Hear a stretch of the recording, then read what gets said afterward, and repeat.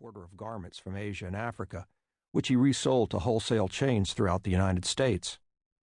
He was 43 years old, still fit and strong, though not so much as in the old days. Okay, well, he was getting fat. But between his business and the kids, Frank hadn't touched the weights in years and rarely used the treadmill. When he did, his efforts lacked the zeal that had burned fever-hot in his earlier life. Frank didn't miss that life, never once. And if he sometimes missed the men with whom he shared it, he kept those feelings to himself and did not begrudge his wife. He had recreated himself, and, by a miracle, his efforts had paid off. Cindy, the kids, the home they had made. Frank was still thinking about these changes when Cindy appeared at the door, giving him a lopsided, sexy grin. "Hey, bud, you hungry?" "Just finishing up. What am I smelling? It's fabulous." Pounding footsteps. Then little Frank, 10 years old and showing the square, chunky build of his father, caught the door jamb beside his mother to stop himself, stopping so fast his younger brother, Joey, 6 and just as square, crashed into little Frank's back. Little Frank shouted, "Meat!" Joey screamed, "Ketchup!" Cindy said, "Meat and ketchup, what could be better?" Frank pushed back his chair and stood. "Nothing. I'm dying for meat and ketchup."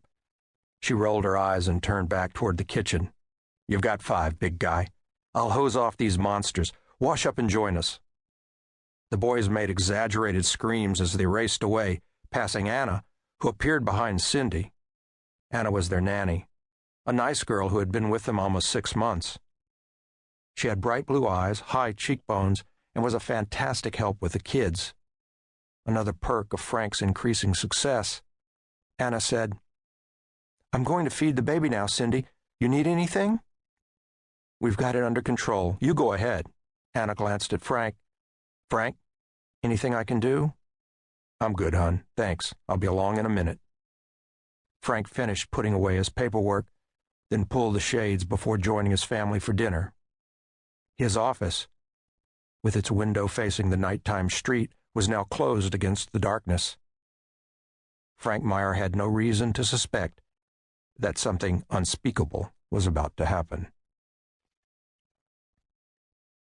As Frank enjoyed dinner with his family, a black-on-black Cadillac Escalade slow-rolled onto his street from Wilshire Boulevard.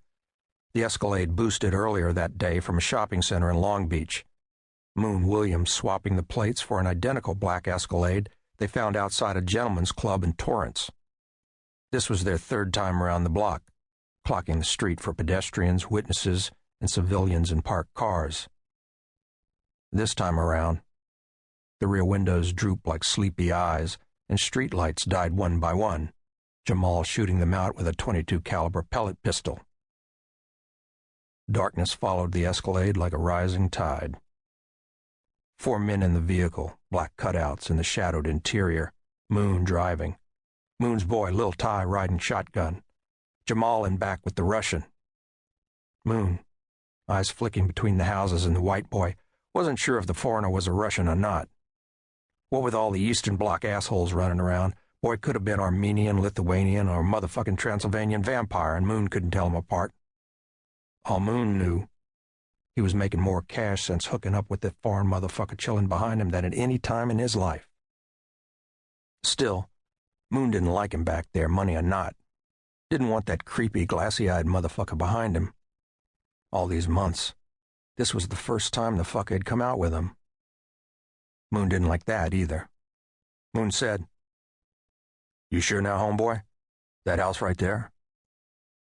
"Same as last time we passed, the one like a church." Moon clocked a nice house with a steep roof and these gargoyle-looking things up under the eaves. The street was wide and lined with houses all set back on big, sloping lawns. These homes, you'd find lawyers, business people, the occasional dilettante drug dealer. Lil Ty twisted around to grin at the white boy. "How much money we getting this time?" "Much money." "Much?" Jamal licked his lips, making a smile wide as a piano. "Taste the money. Feel it right on my skin, all dirty and nasty." Moon said, "We getting that shit." Moon killed the headlights and pulled into the drive, the 4 doors opening as soon as he cut the engine, the 4 of them stepping out. The Escalade's interior lights had been removed.